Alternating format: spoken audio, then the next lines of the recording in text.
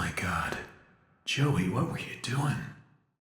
Five Nights at Freddy's. This game series was a turning point for a lot of people online. Whether you were a Let's Player, a theorizer, or some sort of other online creator, there was a lot to derive from this title. Certain channels even had their breakthroughs into YouTube success through these dark pizzeria tales. The thing about FNAF is that it's timeless, and beyond that, it was a benchmark for how indie games would evolve in the future. But before explaining FNAF, Bendy and the Ink Machine, and why they're one and the same, we need to set the stage. A very dark stage. I'm going to be taking some jabs here, and you may even have different outlooks on what I'm about to say. But overall, it needs to be said in order to spark the discussion for Five Nights at Freddy's and Bendy and the Ink Machine.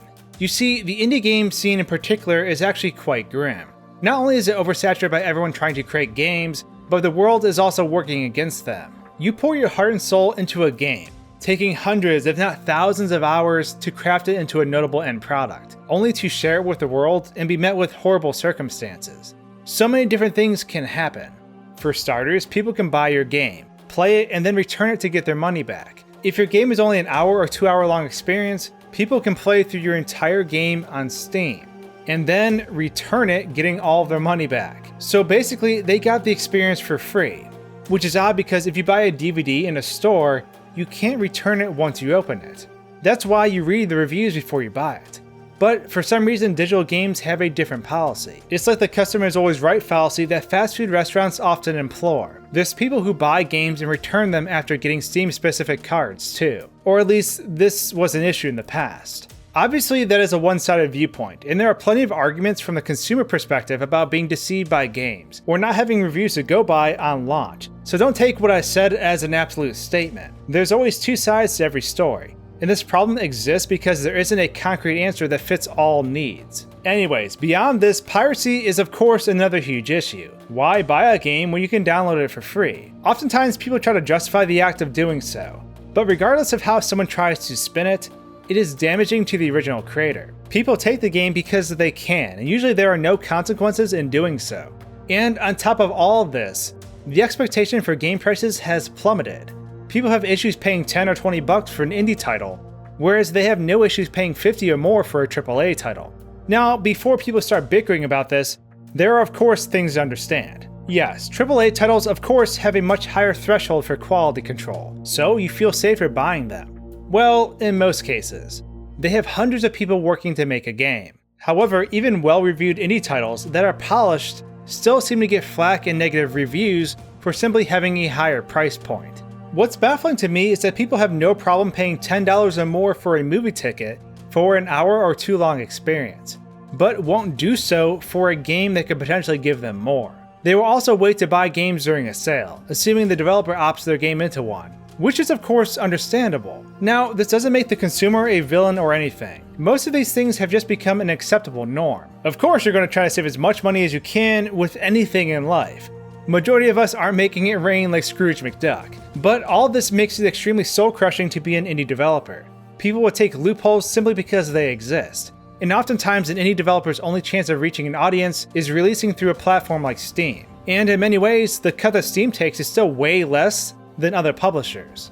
To top everything off, games can be uploaded in their entirety to YouTube, where someone can simply watch their favorite Let's Player go through the game and they don't even have to purchase the game themselves. This act may make someone go and buy the game, but if it's a single linear story, chances are they won't have any reason to do so after experiencing it. They don't even have to purchase, pirate, or even look into your game, and they get to have it for free. It makes things seem hopeless for a game developer, because making a living as a game designer almost seems impossible. Obviously, they make games because they love making games, but everyone needs financial stability.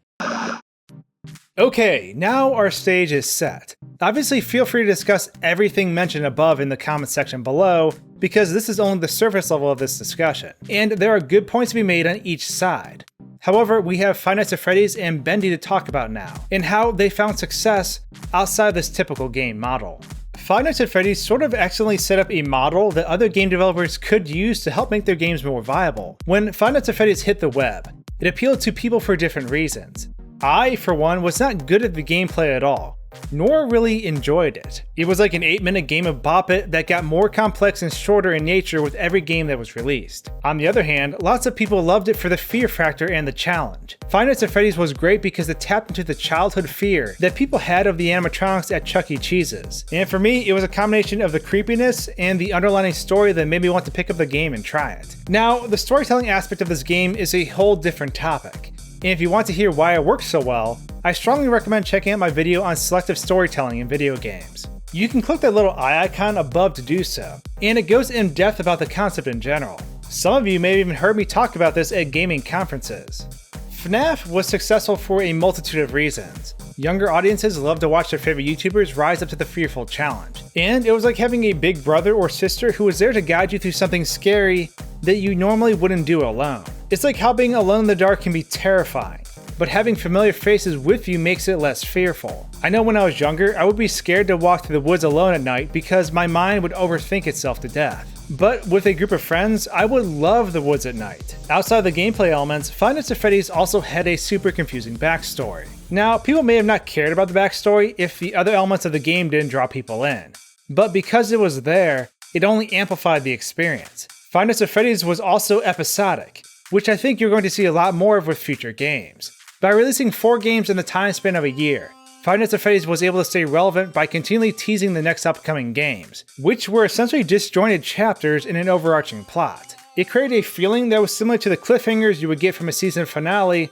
of one of your favorite shows. All of the games were short, but offered different challenges within them that would add more playtime to the game. The games also weren't too expensive either, but ultimately the games itself weren't the reason that FNAF would become a financial success. It was all because of the connection the game made with the community. Players started off being afraid of the animatronics within the game, but through the future games they began to be more open-minded about what they were experiencing. This connection they felt with the cute, borderline nightmare-inducing characters is where there was real value for the series. You see, Five Nights at Freddy's suffers from the same issues that every indie game experiences. People pirated the game, they returned the game on Steam after playing it for almost its entirety, and so on. People also didn't buy the game because they could simply watch it on YouTube. The return on investment for Scott Cawthon with FNAF wasn't in the actual game sales.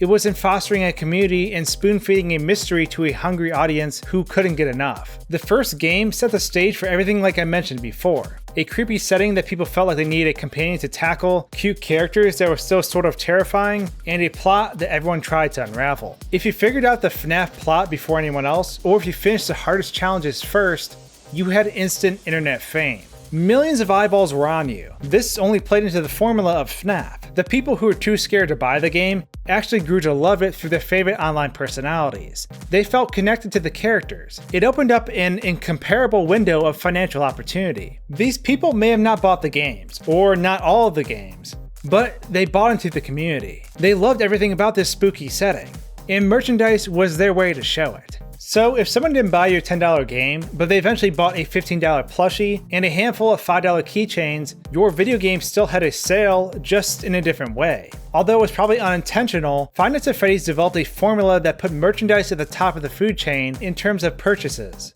and the games were actually second. Now, this didn't go unnoticed. It's honestly why I studied the series so closely as it evolved, even before I started doing YouTube again. However, I certainly wasn't the only one.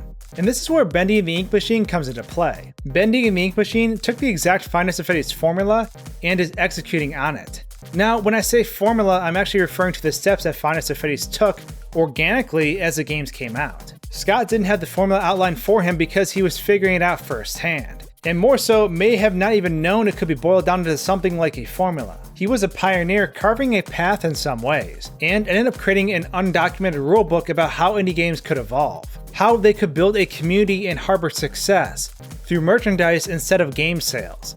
So what did the Meatly do? They created a really beautiful game that let you explore the creepy insides of an animation studio.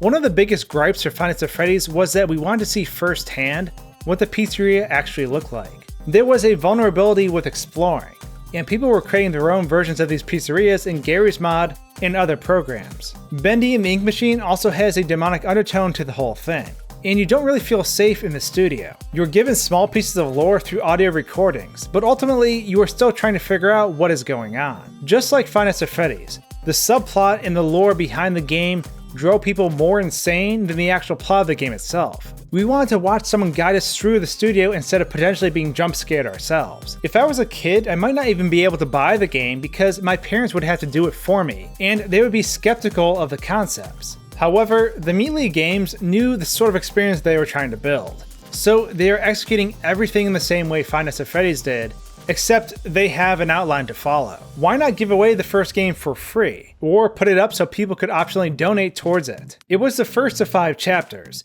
and it was in a way that gave every person the opportunity to experience it, even if they had no money, even secretly without their parents knowing. It introduced enough confusion, fright, and cliffhanger antics to make you crave the next installment. It also introduced the perfect mascot that players would adore. Bendy's cartoonish form was just eerie, but cute enough for you to like. Creators began to draw Bendy, write stories, make videos, create songs, and a whole lot more. Then the second chapter was introduced for a price of $6, and even included the first chapter if you hadn't already purchased it. The chapters are spaced out by 2 to 4 months each, which will yield around 4 or 5 within this year, much like Five Nights at Freddy's release timeline. A big issue with games is that creators essentially have to wait until the game is finished to make any money, but if the game is broken up into 5 chapters, they can start getting paid or seeing results after 20% of the work is done. And if you've noticed, they already have merchandise in the works as well. They knew right away how important merchandise would be in regards to making Bendy and the Ink Machine sustainable long term. Game sales alone are too risky of an endeavor to put all your time and energy into, especially when people may pirate the game, watch it online for free, or return the game for their money back before finishing it. But setting your game up to have a thriving community with a scary setting, lovable characters, and a plot that the internet is trying to figure out is surely a recipe for success, if you play your cards right. Now obviously there's still a lot more to this than those key points, but truly it is interesting to see how indie games are evolving and adapting over time. All of this still doesn't matter if no one knows your game exists though. So marketing and research are also important too. Not all games fit into this category either, but in terms of indie horror, this is certainly a methodology that should be taken note of. But now that I dumped that on all of you, I'd of course love to hear your thoughts. How do you think indie games will evolve over the years to come? Do you think this methodology described in this video is valid, or more so overthinking? And last, which series do you enjoy the most? Five Nights at Freddy's or Bendy and the Ink Machine? Let me know your thoughts in the comments below. And with that, thanks for tuning in to this analysis of 2 indie horror games. If you'd like to join me on my YouTube voyage and continue to overthink your favorite gaming experiences, then the subscribe button is just what you're looking for. Thanks for watching, guys and gals, and until my next video, cheers. If you like this video, perhaps you'll enjoy some of my others. There's a slew of other videos on this channel too, besides those on screen, so regardless, I hope you enjoy.